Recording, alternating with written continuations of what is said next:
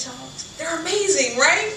The people, I saw Patricia and a couple other folks, it's like, they just think about all these different subjects that even if you're a writer, you feel like you should, just so you feel edified and you know something about the world. And there's this one, it was a talk by Ron Eglash, and he started talking about African fractals. He has that's the title of his book. And so he started talking about how there's those reoccurring patterns in nature that happen all the time, very similar to what Kate was talking about, where the crown of the tree matches the roots. Or if you look at your hands, you know, capillaries and stuff, they look a lot like tree branches in the wintertime. You know, it's like everything kind of looks the same way. They all have this systematic look. And I kept thinking about it because John and I talked about systems.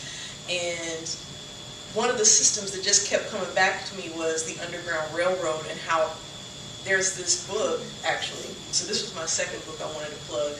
Hidden in Plain View, A Secret Story of Quilts in the Underground Railroad by Jacqueline Tobin and Raymond G. Dobard, which is kind of by them, because they actually got the story from a little black woman named Ozella, who was like, you know, I need to tell you about these quilts because nobody else knows about this. And then they kind of went back and tracked all these clues that connected to the story. So I wanted to talk about that and the different quilt patterns that are kind of in some ways similar, like the black and sepia ones remind you a little bit of the log cabin pattern. Or if you see like the monkey branch, it kind of repeats itself in some ways, like that blue one with the triangles. That's, I know that one relates to the different means and all of that. So it's like, okay, I tried to do the math, it came out a little bit different, but the math pops up in its own way. So, and I brought my mathy looking folder, so it matches the one in the middle. So, here we go. I'll do my best to be clear. All right, the language of quilts. Oh, and it starts with a reference from Ogo Tomeli. Has anybody ever heard of Conversations with Ogo Tomeli? Yes. It's a book by Marcel Green. See, I knew Bob would know. The Dogon. Yeah, the Dogon people and the Mali people, they had already tracked the stars, you know, centuries ago. So they were like, oh, you guys are just figuring that out? So that came up too. The language of quilts. Ogo Tomeli spoke this language written in a small circle in the dust.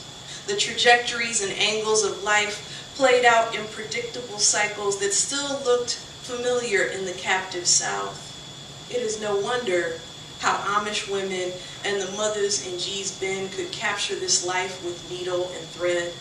The cosine and sine of waves undulates in the shaking of quilts laid on beds to heal, promote conception, swaddle newborns and the dying, or even as maps telling ancestors to grab that monkey wrench and throw, turn them wagon wheels round as a Dresden dinner plate, run to the church and put on bow ties, but walk a drunken path so you can't be found. Look for the flying geese, the log cabin, and always look for stars. Like Frederick Douglass peering at the North Star after the whip weighed its heavy redemption against Cubby's back.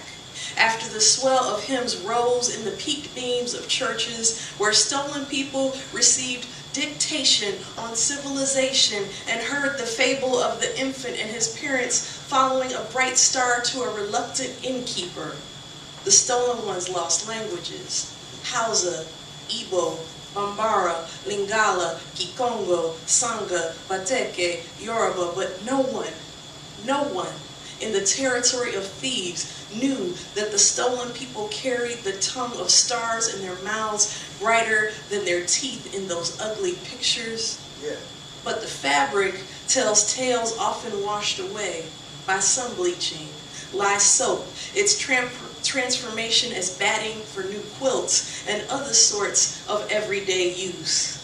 Each thread soaked like indigo in the quiet proofs and loud fractals that echo cells and villages, and the idea that evil cannot travel in straight lines, or at least evil is obsessed with them and counting them to the end, so the stolen ones kept offering stitches.